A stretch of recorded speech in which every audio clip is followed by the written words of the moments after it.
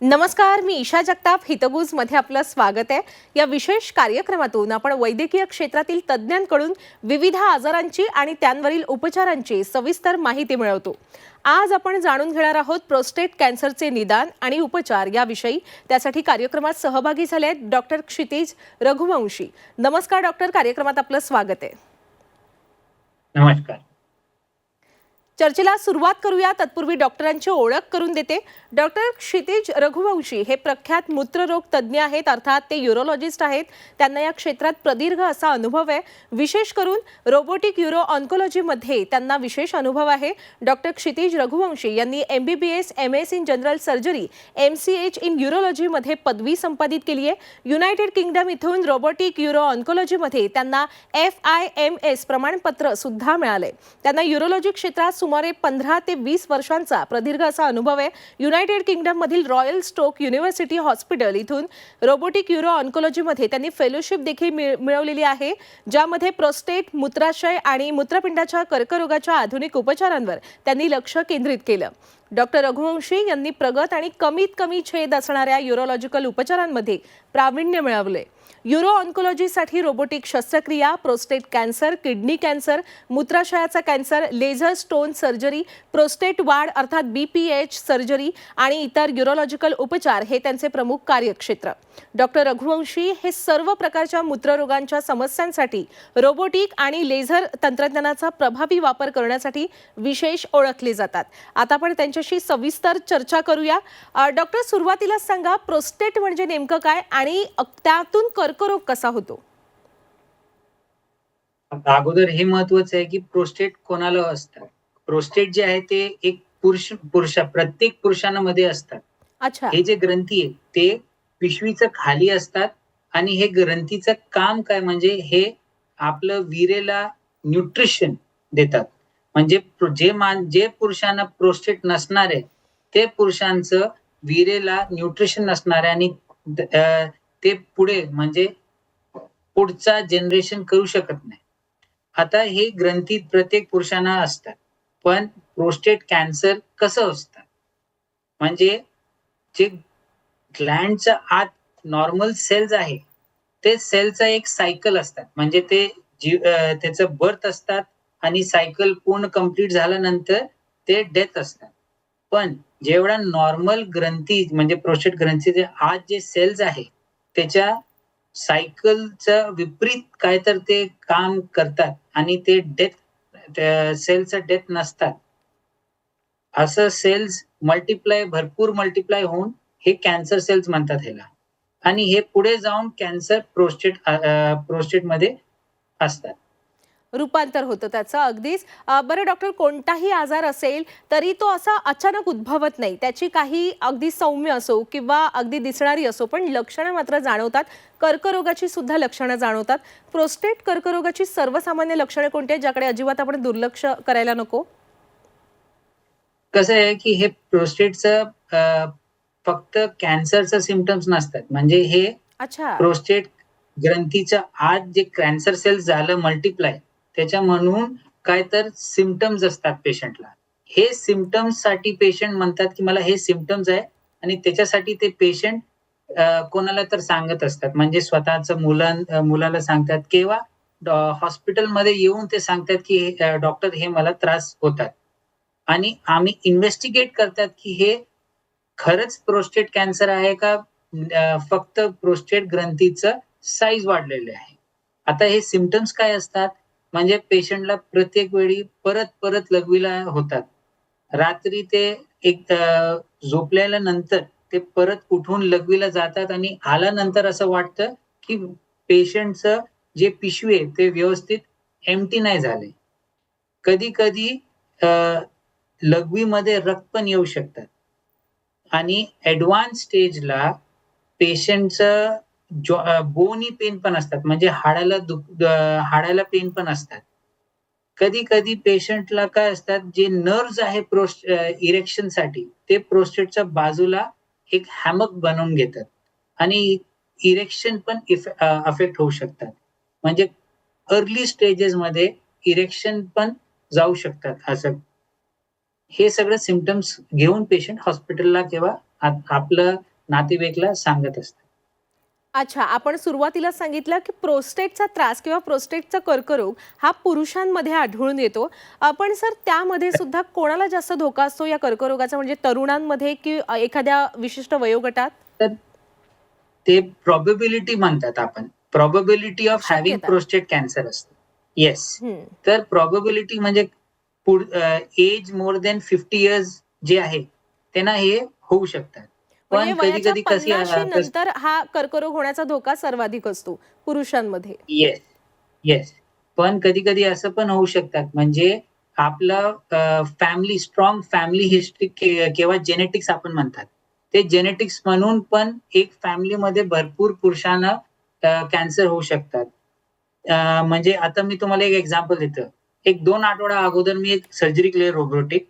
तेच पेशंटचा भावाला पण मी रोबोटिक सर्जरी केलं होतं 2023 मध्ये. आणि ते एकच फॅमिलीमध्ये 2 पेशंटला प्रोस्टेट कॅन्सर झाले. अच्छा. म्हणजे अगदी हिस्ट्री असेल, म्हणजे आपण सांगितले की अनुवंशिकतेमुळे हा कर्करोग होऊ शकतो. हा अतिशय महत्त्वाचा मुद्दा आपण प्रेक्षकांसमोर मांडलेला आहे सर. Sir prostate yes. कर्करोग साधारणपणे कसं त्याचं आपण निदान केलं जातं हॉस्पिटलमध्ये? म्हणजे कसं आहे, आपण सिंपल म्हणजे मी प्रत्येकला पुरुषांना सांगते, की 50च्या पुढे काही पण तुम्हाला रोग आहे, तुम्ही हॉस्पिटलला आला किंवा स्वतःचं तुम्ही टेस्ट करता. हं. तर सिंपल एक टेस्ट आहे. ह्याला म्हणतात PSA म्हणजे प्रोस्टेट स्पेसिफिक अँटिजन. हे करून घ्यायचं. हे वाढलेलं आहे 4च्या पुढे आहे, तर probability of having prostate cancer आहे तुम्हाला. आता प्रोस्टेट कॅन्सर आहे का प्रोस्टेटला इन्फेक्शन आहे, ह्याच्यासाठी तुम्हाला एक युरोलॉजिस्टकडे जायला लागणार आहे. पण हे सिंपल ब्लड इन्व्हेस्टिगेशन म्हणजे आपण स्वतःचं हिमोग्लोबिन करून घेतं. त्याच्यामध्ये एक टेस्ट ॲड केलं PSA नावाचं. तर भरपूर पुरुषांना अर्ली स्टेजमध्ये डायग्नोज होऊ शकतात आणि हे असलं कॅन्सर आहे, की एकदा डायग्नोसिस झालं आणि तुम्ही व्यवस्थित त्याला ट्रीट केलं, तर 5 इयर सर्व्हायव्हल इज निअरली 98%. अच्छा. आपण सांगितलं की सर्वात आधी आपण जो सल्ला देता तो म्हणजे पी-एस-ए पातळी तपासण्याचा. बरं, ही पी-एस-ए पातळी जर हाय झाली असेल, म्हणजे उच्च पी-एस-ए पातळी आढळली, तर त्याचा धोका म्हणजे डायरेक्ट त्यांना कर्करोगच होऊ शकतो? असं नाही. कधी-कधी काय असतात PSA वाढलेलं इन्फेक्शन प्रोस्टेट ग्रंथीमध्ये इन्फेक्शन पण होऊ शकतात. हं. असं कंडिशनमध्ये पण PSA वाढतं. पण PSA वाढलेल्यानंतर तुम्हाला कळलं, की PSA वाढलेला आहे, तर तुम्ही हॉस्पिटलला येणार किंवा तुम्ही एक युरोलॉजिस्टकडे जाणार आहे. तिथे युरोलॉजिस्ट मागचा रस्त्यात बोट टाकून बघणार आहे, की त्याला काय वाटतं, की ग्रंथीमध्ये इन्फेक्शन वाटतं का कॅन्सर वाटतं? सोनोग्राफी असणार आहे. हे सगळं म्हणजे मिळून आपण पुढे जाऊन बायोप्सी लागणार आहे, नाही लागणार आहे, हे सगळं एक पाथवे आहे. तुम्ही व्यवस्थित म्हणजे आपल्याकडे एक 10 मंजिलाचं बिल्डिंग आहे. त्याच्याकडे लिफ्ट नाही आहे. तर प्रत्येक फ्लोअरला तुम्हाला स्टेप्स चालून-चालूनच जायचंय. तर हे पाथवेला व्यवस्थित फॉलो करायचं फार महत्वाचं आहे. अच्छा. डॉक्टर, अनेकदा ना ग्लिसन स्कोअर विषयी वाचलंय, ग्रेड ग्रुप विषयी ऐकलंय. आपल्याकडून जाणून घ्यायचंय की नेमकं ग्लिसन स्कोअर आणि ग्रेड ग्रुप म्हणजे काय असतं? तर आता आपलं फॉर एक्झाम्पल एक पेशंट आलंय त्यांचा PSA वाढलेले आहे. हं. सो आता PSA वाढलेले आहे, तर आता हे माहीत नाही की हे पेशंटला कॅन्सर आहे, काय इन्फेक्शन आहे. असं पेशंटला आपण म्हणतात त्याला की अगोदर तुम्ही बायोप्सी करून घ्यायचं आणि MRI करून घ्यायचं. MRI करून हे कळतात की जे कॅन्सर आहे किंवा इन्फेक्शन आहे, ते फक्त ग्रंथीमधल्या आत आहे की ग्रंथीच्या आउटसाइड गेलेलं आहे. ग्रंथीचा आत आहे का आउटसाइड गेल्यासाठी MRI. पण कन्फर्म करायसाठी की हे कॅन्सर आहे किंवा हे इन्फेक्शन आहे बायोप्सी लागतं. हे जे बायोप्सी आहे त्याच्या हिस्टोपॅथ म्हणजे जे डॉक्टर मायक्रोस्कोपच्या खाली ते स्पेसिमेन बघणार आहे. त्याच्या बघितल्यानंतर त्यांना समजणार आहे की हे डिफरन्शिएटेड आहे का अनडिफरन्शिएटेड आहे. आणि ह्याला म्हणतात आपण लेमॅन टर्मसाठी ग्लिसन स्कोर. आता फॉर एक्झाम्पल आपण एक पेशंटचा बायोप्सी केलं, तर ग्लिसन स्कोर येणार आहे. तर ग्लिसन स्कोर म्हणजे असं नाही येणार आहे ग्लिसन स्कोर 3. ते ग्लिसन स्कोर म्हणजे काय येणार आहे 3+3 किंवा 3+4 म्हणजे 3+3 is the lowest level of CA prostate आणि 5+5 is the highest level of CA prostate. So हे डिफरन्सिएशन आणि अनडिफरन्सिएशन सेल्स जे आहे ते प्रमाणे असतात. हे फक्त आम्हाला डायग्नोसिस कन्फर्म करायसाठी असतात की पेशंटला कॅन्सर आहे का नाही. कॅन्सर आले तर ग्लिसन स्कोर येणार आहे, कॅन्सर नाही आले तर ग्लिसन स्कोर येणार नाही. अच्छा, बरं डॉक्टर, याबाबत काही दुर्मिळ केसेस म्हणजे आपण केलेले उपचार आम्हाला सांगू शकता? हो. तर आता कसं आहे, मी जे केस डिस्कस करत होतो अगोदर, हं, की हं. एकाच फॅमिलीचे 2 पुरुषांना मी ऑपरेट केले. हां, म्हणजे बरोबर. अ, दोघी भाव होते. ठीक आहे.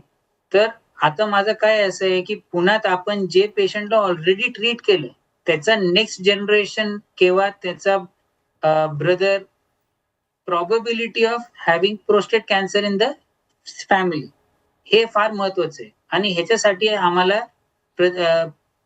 प्रिकॉशन घ्यायचा लागेल. म्हणजे ते पेशंट सपोज आता हे दोघी भावाला आपण ट्रीट केलं. ह्यांचा जे मुलं आहे त्याचं एज 47 इयर्स आहे. तर आपण त्यांच्या अगोदरच म्हणजे सांगितलंय की भावा तुमचा एज आता नियर 50 आहे. तर तुम्ही अर्ली इन्व्हेस्टिगेशन करायचं. म्हणजे काय इन्व्हेस्टिगेशन आपलं प्रत्येक वर्षांना पी-एस-ए करायचं, सोनोग्राफी करायचं आणि हे दोघी इन्व्हेस्टिगेशनमध्ये काही अबनॉर्मॅलिटी आलं, तर आपण पुढे जाऊन प्रोएक्टिव्ह होऊन हे प्रोस्टेट ग्रंथीसाठी स्पेसिफिक इन्व्हेस्टिगेशन करायचं आणि आलंय की प्रोस्टेट कॅन्सर आली आहे, तर प्रिकॉशनरी आपण प्रोस्टेटला ट्रीट करू शकतात. रोबोटिक सर्जरी करू शकतात. हे पण ऑप्शन आता आपण चालू केलंय. अच्छा. डॉक्टर, काही ना कर्करोगाची प्रकरणं अशी सुद्धा पाहायला मिळतात, की ती कर्करोगाची गाठ ही लहानपणापासून आपल्या शरीरात असते, पण त्याची ना लक्षणं जाणवत, ना काही वेदना होत. एका विशिष्ट वयात आपण आल्यानंतर त्याची लक्षणं जाणवतात आणि मग तो कर्करोग अगदी उपचारांच्या पलीकडे गेलेला असतो. प्रोस्टेट कर्करोगाविषयी असं काही आढळतं? अ, तर मी अगोदर जसं सांगितलंय, की 50च्या पुढेच प्रोस्टेट कॅन्सर व्हायचे चान्सेस असतात. हं, हं. हे अगोदर म्हणजे 50च्या अगोदर चान्सेस एकदम नेग्लिजिबल आहे. अच्छा, म्हणजे आम्ही एवढं शून्यापेक्षाही शून्य. Prostate correct. हं, आपण इथे म्हणजे जे प्रोस्टेट ग्रंथी वाढायचं चालू होतात, ते 45 नंतरच साइज पण इन्क्रीज होतात. हं, 45च्या अगोदर प्रोस्टेट ग्रंथीचं साइज पण इन्क्रीज व्हायला चालू होत नाही. हं. तर प्रोस्टेट कॅन्सरचं जे प्रोबॅबिलिटी आहे ते 50च्या खाली एकदमच कमी आहे. लेस दॅन 1% आहे. अच्छा. पण मग ते होऊच नाही आपल्याला हा कर्करोग, यासाठी आपण आधी काही काळजी घेऊ शकतो? असं नाहीये. पण जे आम्ही बघितलंय, की एक्सटेन्सिव्ह स्मोकिंग म्हणजे स्मोक जे करतात, हं, त्यांना आपण बघितलंय की कॉमन आहे. आम्ही सांगतात पेशंटला, की आपण ऑपरेशन करतात तरी सुद्धा तुम्हाला स्मोकिंग बंद करायचं. हं, हेल्दी डाएट डाएट जे आहे ते एकदम म्हणजे फास्ट फूड जे आहे ते भरपूर पेशंट असं असतात जे फास्ट फूडवर असतात. हं, त्यांना आपण स्पेशली म्हणतात ऑपरेशन आपण करतात कॅन्सरसाठी. पण त्याच्यानंतर तुम्हाला एक व्यवस्थित हाय प्रोटीन न्यूट्रिशन डाएटवर तुम्हाला जायला लागणार आहे. हं. आणि अल्कोहल. अल्कोहल मी एवढं म्हणजे आतापर्यंत मी जे पेशंट ऑपरेट केले पुण्यात, I would say 90% of them are smoker and alcoholics. अच्छा. डॉक्टर, आपण रुबी हॉलमध्ये कार्यरत आहात. जर आपल्या प्रेक्षकांपैकी कोणाला आपल्याशी संपर्क साधायचा असेल किंवा आपल्याकडून सल्ला घ्यायचा असेल, उपचार घ्यायचे असतील, तर आपलं रुबी हॉल कसं सुसज्ज आहे याबद्दल काय सांगाल? तर असं नाही की फक्त मी सर्जन आहे, तर मी फक्त सर्जरीबद्दल आपल्याकडे सगळं आहे. नाही, असं नाहीये. आपल्याकडे असं पण पेशंट्स असतात ज्यांचा डायग्नोसिस मी करतात हं, आणि पण जे कॅन्सर आहे ते प्रोस्टेट ग्रंथीचं बाहेर गेलंय. हं, तर हं. असं पेशंटला फक्त सर्जरी नाही लागणार आहे. त्याला रेडिएशन पण लागू शकतात, किमोथेरपी पण हं. लागू शकतात. बरोबर. रेडिएशनसाठी आपल्याकडे आहे भरपूर एक latest advance machine cyber knife म्हणून आहे. हं, ते पण आहे. आता आपण नवीन म्हणजे एकदमच एडवान्स्ड झालं तर किमो लागलं तर किमोथेरपीचा फॅसिलिटी पण आहे आणि एकदमच अर्ली स्टेज म्हणजे असं पण स्टेज आहे जेवढा पेशंटचं कॅन्सर फक्त म्हणजे आपण जसं म्हणतात ना फॅमिलीचं हिस्ट्री आणि तुम्ही प्रिकॉशनरी इन्व्हेस्टिगेट करतात आणि हे पेशंटला कॅन्सर आलं तर नॉन सर्जिकल ऑप्शन पण आम्ही आता ऑफर करतात. ह्याला म्हणतात हायफू. अच्छा. यावरून हे लक्षात आलं की प्रोस्टेट कर्करोगावर उपचार करण्यासाठी वेगवेगळ्या उपचार पद्धती उपलब्ध आहेत. अर्थातच त्या टप्प्याटप्प्यानुसारच केल्या जात असतील. याविषयी सविस्तरपणे काय सांगाल डॉक्टर, की या कर्करोगाच्या कोणत्या टप्प्यात कोणते उपचार केले जातात? तर इनिशियल स्टेजेसमध्ये म्हणजे जेवढा आपण एकदमच अर्ली स्टेजला डायग्नोज केलं की हे पेशंटला अगदी प्रोस्टेट सुरुवातीला. कॅन्सर आहे. येस. आणि त्याच्यासाठी नॉन सर्जिकल ऑप्शन्स पण आहे. म्हणजे तुम्ही फक्त हे वाट पण बघू शकतात 1-2 वर्ष. ठीक आहे, की हे कॅन्सर खरंच वाढतं का स्टेबल आहे? स्टेबल आहे तर तुम्ही ह्याच्यासाठी एक हायफू म्हणजे एक अल्ट्रासोनिक नॉन सर्जिकल ऑप्शन आहे. ते करू शकतात किंवा आपण सायबर नाईफ म्हणून एक रेडिएशन थेरपीचं आपल्याकडे मशीन आहे. ते करू शकतात. हे फक्त अर्ली स्टेजेससाठी आहे. हं, हं. आता थोडं आपण पुढे जाऊया. म्हणजे पूर्ण ग्रंथीमध्ये 2 भाग असतात. 2 भागमध्ये 1 भागमध्ये कॅन्सर आले आणि आपण जे म्हणतात 14 कोर बायोप्सी केलं आणि 6 कोर पॉझिटिव्ह आहे. हे पेशंटला सर्जरी आम्ही ॲडवाईस करतो. तर सर्जरीसाठी आपल्याकडे एकदम लेटेस्ट एडवान्स मशीन म्हणून रोबोटिक्स आहे. आपण इथे रोबोटिक सर्जरी भरपूर वर्षांपासून करतात. हं. पण जे कंपनी आहे, ते डाव्हिंची म्हणून कंपनी आहे. ते यूएस कंपनी आहे आणि best machine for robotic surgery आतापर्यंत तेच आहे अच्छा. आणि ते अवेलेबल आहे. आम्ही ते मशीन यूज करून पूर्ण जे प्रोस्टेट ग्रंथी आहे, ते बारीक 8 ची होलनी आपण दुर्बीण आत टाकतात आणि रोबोटिक सर्जरी करून ते पूर्ण ग्रंथी काढून टाकतात. अच्छा. या प्रोस्टेट कर्करोगामुळे व्यक्तीचा मृत्यू होऊ शकतो डॉक्टर? आता प्रोबॅबिलिटी कमी आहे. म्हणजे अच्छा. 2% प्रोबॅबिलिटी आहे, की प्रोस्टेट कॅन्सर डायग्नोसिस झाले आणि एकदमच एडवान्स स्टेजमध्ये डायग्नोसिस झाली. हं. म्हणजे काय प्रोस्टेट कॅन्सर जे आहे ते फक्त ग्रंथीच्या बाहेर म्हणजे फक्त पेल्विसमध्ये नाही, पण पूर्ण शरीरात पसरले. हं. तर त्याच्यासाठी पण ऑप्शन्स आहे. ह्याला म्हणतात आपण रेडिओ थेरपेटिक्स. हं. त्याच्यासाठी आपण औषध देऊन म्हणजे ते कॅन्सरला अटॅक करायसाठी आपल्याकडे आहे सुविधा. हं. तरी सुद्धा पेशंटला ते ट्रीटमेंट केल्यानंतर पेशंटला ते रिस्पॉन्स व्हायला पेशंटचा बॉडीचा कंडिशन पाहिजे. अगदी त्यांची 98 रोगप्रतिकारक शक्ती. करेक्ट. 98% आहे, की तुम्ही असं स्टेजमध्ये पण आलंय, तर ट्रीटमेंट करून तुम्हाला तुमचं लाईफ आपण प्रोलॉन्ग करू शकतात. जसं मी मग सांगितलं होतं, की 98% 5 इयर सर्व्हायव्हल रेट आहे.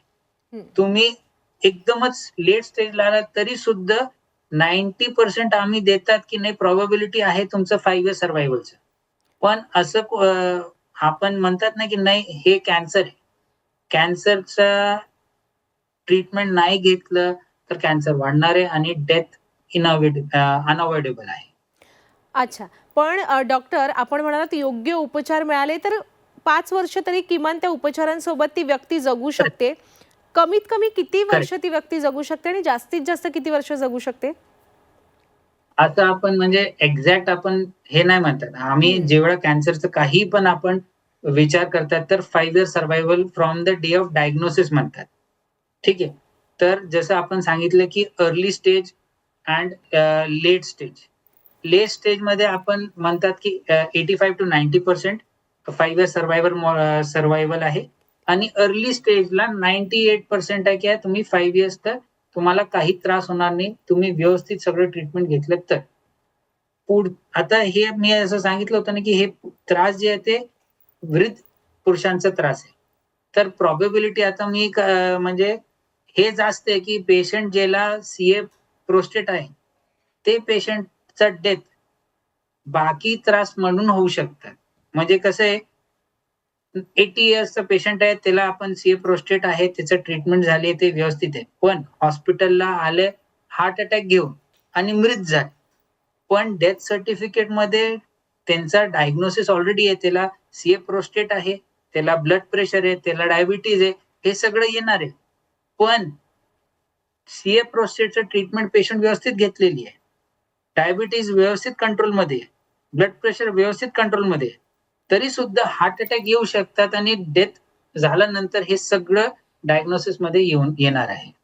अच्छा, अच्छा. डॉक्टर, खरं तर आजचा हा विषय प्रचंड मोठा आहे. तरी आपल्या कार्यक्रमाला वेळेची मर्यादा असल्यामुळे आता या ठिकाणी आपल्याला थांबावं लागणार आहे. डॉक्टर, आपण या चर्चेत आज सहभागी झालात आणि आपल्या सर्व प्रेक्षकांना प्रोस्टेट कर्करोगाविषयी सविस्तर मार्गदर्शन केलं. त्याबद्दल मी आपले मनापासून आभार व्यक्त करते. धन्यवाद. नमस्कार.